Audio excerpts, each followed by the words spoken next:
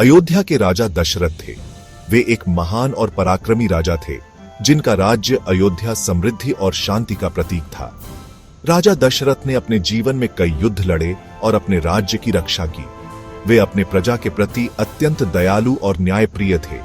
उनके 4 पुत्र थे, राम, लक्ष्मण, भरत और शत्रुघ्न। ये चारों भाई अपने गुणों और आदर्शों के लिए प्रसिद्ध थे। राम सबसे बड़े थे और उनके बाद लक्ष्मण, भरत और शत्रुघ्न का स्थान आता था। चारों भाइयों में गहरा प्रेम और एकता थी।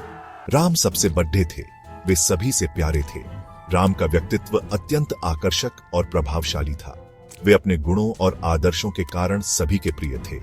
राम का स्वभाव शांत और सौम्य था, जिससे वे सभी के दिलों में बसते थे। राम सदा सत्य बोलते थे। सत्य और धर्म के प्रति उनकी निष्ठा अद्वितीय थी। वे कभी भी असत्य का सहारा नहीं लेते थे और हमेशा न्याय का पालन करते थे। उनके सत्य निष्ठा के कारण वे सभी के आदर्श थे। वे अपने वचन का पालन करते थे। राम ने अपने जीवन में कई कठिनाइयों का सामना किया, लेकिन उन्होंने कभी भी अपने वचनों से पीछे नहीं हटे। उनके वचनबद्धता के कारण वे सभी के लिए प्रेरणा स्रोत थे। राम धनुर्विद्या में निपुण थे।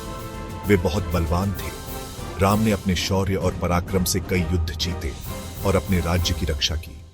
उनकी धनुर्विद्या की कुशलता के कारण वे सभी योद्धाओं के लिए आदर्श थे। लेकिन वे विनम्र और दयालु भी थे। राम का हृदय अत्यंत कोमल और दयालु था। वे हमेशा दूसरों की मदद के लिए तत्पर रहते थे और अपने प्रजा के दुख दर्द को समझते थे। उनकी विनम्रता और दयालुता के कारण वे सभी के प्रिय थे। राम सभी के लिए एक आदर्श थे। उनके गुण, आदर्श और जीवन शैली सभी के लिए प्रेरणा का स्रोत थे। राम ने अपने जीवन में जो आदर्श स्थापित किए, वे आज भी लोगों के लिए मार्गदर्शक हैं। उनके जीवन से हमें सत्य, धर्म, निष्ठा और दया का पाठ मिलता है। राजा दशरथ राम को राजा बनाना चाहते थे। राम उनके सबसे बड़े पुत्र थे और अपने गुणों और धर्म के प्रति निष्ठा के कारण सभी के प्रिय थे। अयोध्या के लोग भी राम को राजा के रूप में देखना चाहते थे। राजा दशरथ ने अपने दरबार में यह घोषणा करने का निश्चय किया कि राम ही उनके उत्तराधिकारी होंगे। लेकिन उनकी दूसरी पत्नी कैकेयी की इच्छा थी कि उनका पुत्र भरत राजा बने। कैकेयी को यह भय था कि यदि राम राजा बन गए तो भरत और उसके परिवार का महत्व कम हो जाएगा। इस कारण से उसने एक योजना बनाई। कैकेयी ने अपने पुराने वचनों का सहारा लिया जो दशरथ ने उसे पहले दिए थे। उन्होंने दशरथ से 2 वचन मांगे थे। पहला वचन था कि भरत को राजा बनाया जाए। दशरथ ने यह वचन तब दिया था जब कैकेयी ने युद्ध में उनकी जान बचाई थी। कैकेयी ने इस वचन का उपयोग अपने पुत्र भरत के लिए किया। पहला, भरत को राजा बनाया जाए।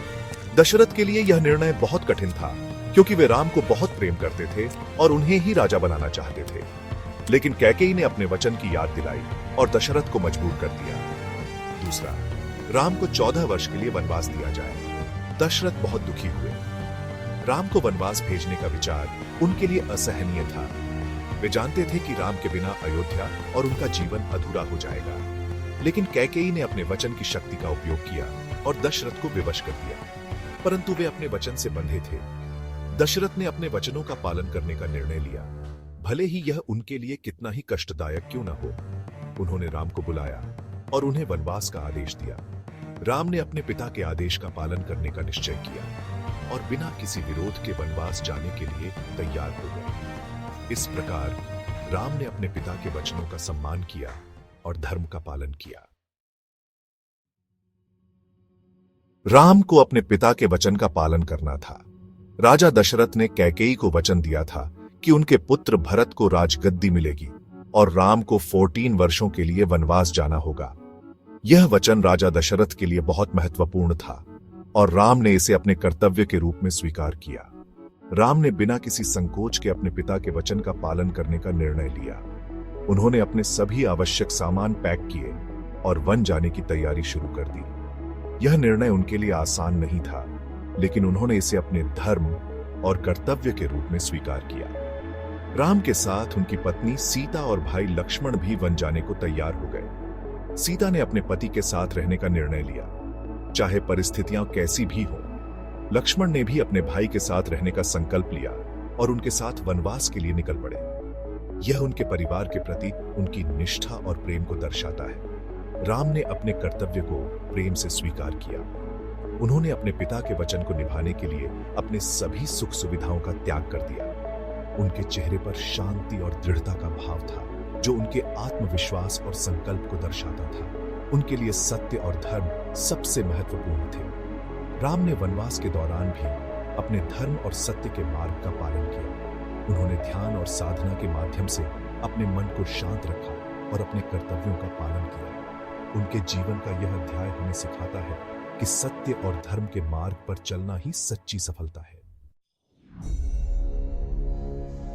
वन में रावण नामक एक दुष्ट राक्षस रहता था। रावण ने सीता को देखा। वह उनकी सुंदरता पर मोहित हो गया। रावण ने छल से सीता का अपहरण कर लिया। वह उन्हें लंका ले गया। लंका समुद्र के बीचों बीच स्थित रावण का राज्य था। राम को सीता के अपहरण का पता चला। वे बहुत दुखी हुए। उन्होंने हनुमान से सहायता मांगी। हनुमान राम के सबसे बड़े भक्त थे। हनुमान बहुत बलवान थे। वे समुद्र भी लांघ सकते थे। राम ने हनुमान को सीता की खोज में भेजा। हनुमान समुद्र लांघकर लंका पहुंचे। उन्होंने सीता को अशोक वाटिका में कैद पाया। हनुमान ने सीता को राम की अंगूठी दी। सीता को आशा हुई कि राम उन्हें जल्द ही मुक्त करा लेंगे। हनुमान ने रावण को चेतावनी दी कि वह सीता को मुक्त कर दे। राम ने अपनी वानर सेना के साथ समुद्र पर पुल का निर्माण किया। इस पुल को राम सेतु कहा जाता है। राम और उनकी सेना लंका पहुंचे। एक भयानक युद्ध शुरू हो गया। राम और रावण के बीच भयंकर युद्ध हुआ। अंत में राम ने रावण का वध कर दिया। सत्य की असत्य पर विजय हुई। राम ने सीता को मुक्त कराया। वे दोनों अयोध्या लौट आए। राम का राज्याभिषेक हुआ। उनके शासनकाल को राम राज्य कहा जाता है। राम राज्य में सभी सुखी और संपन्न थे। राम की कहानी हमें सत्य और धर्म के मार्ग पर चलने की प्रेरणा देती है। वे हमें सिखाते हैं कि बुराई पर अच्छाई की हमेशा जीत होती है।